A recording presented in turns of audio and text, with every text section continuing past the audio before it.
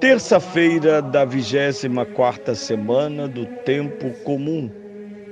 Eu sou o Padre Pedro Paulo e começamos agora mais um programa, a Bíblia no Mundo de hoje.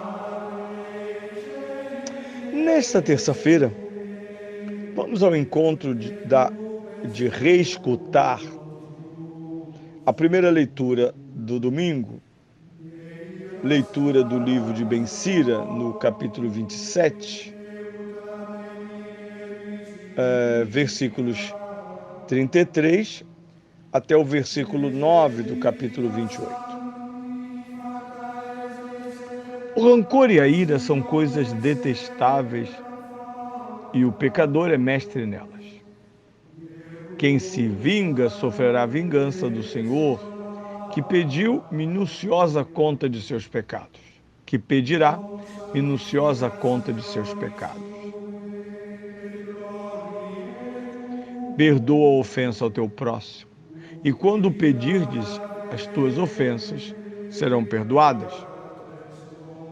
Um homem guarda rancor contra outro e pede a Deus que o cure? Não tem compaixão do seu semelhante e pede perdão para seus próprios pecados? Se ele, que é um ser de carne, guarda rancor, quem lhe alcançará o perdão de suas faltas? Lembra-te do teu fim e deixa de ter ódio. Pensa na corrupção e na morte e guarda os mandamentos. Recorda os mandamentos e não tenhas rancor ao próximo. Pensa na aliança do Altíssimo e não repares nas ofensas que te fazem. Bem, nós estamos ouvindo um texto de uma sessão tão especial do Antigo Testamento. Quero lembrar que se eu pudesse dividir o Antigo Testamento em 4 territórios ou 4 bibliotecas, eu diria que são: a primeira são os 5 livros do Pentateuco. O segundo território biblioteca, os livros históricos.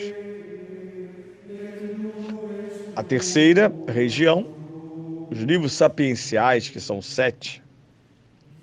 E por fim, a última região, os livros proféticos, que contém 18 livros, isto é, 7 do Pentateuco, 16 dos livros históricos, 7 dos livros sapienciais e 18 dos livros proféticos, somando assim 45 ou 46 livros que compõem o Antigo Testamento.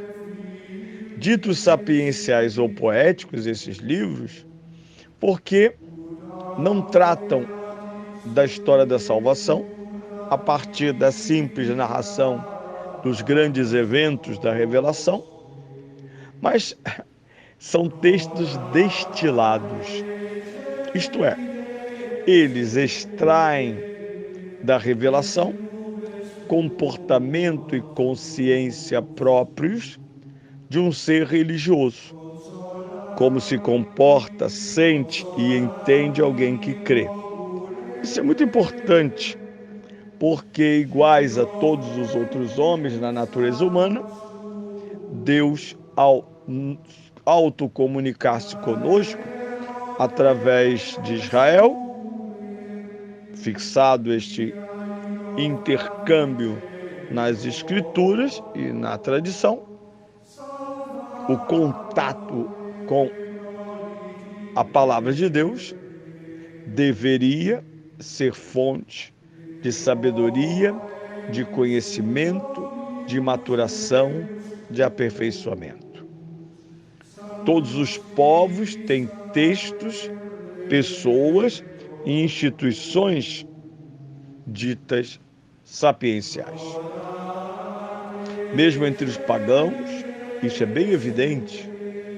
Algumas figuras constituem para estes povos uma referência da sabedoria desta vida. E eles, sobretudo, se enquadram na grande promessa que faz com que possamos, de fato, referir-se às civilizações. As civilizações distam das tribos,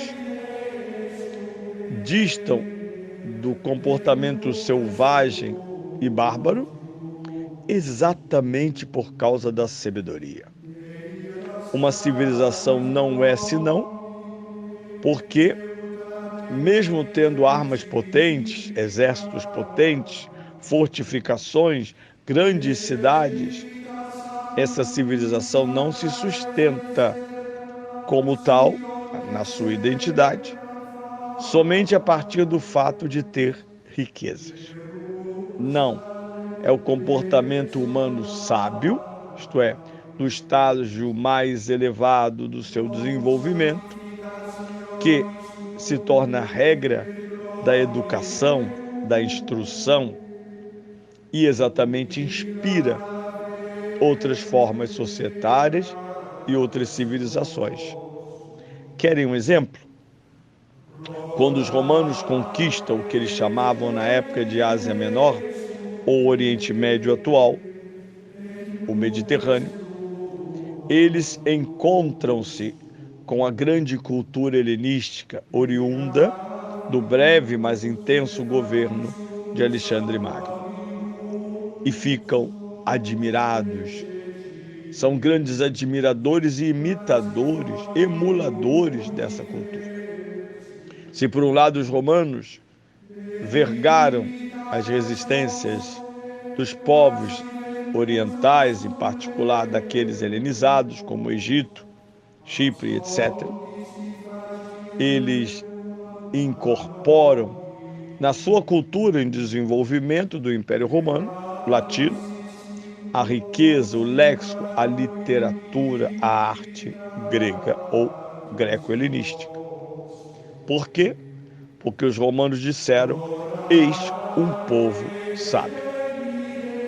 E hoje, este sábio judeu nos chama a atenção com uma frase inicialmente contundente: o rancor e a ira são coisas detestáveis e o pecador é mestre nelas.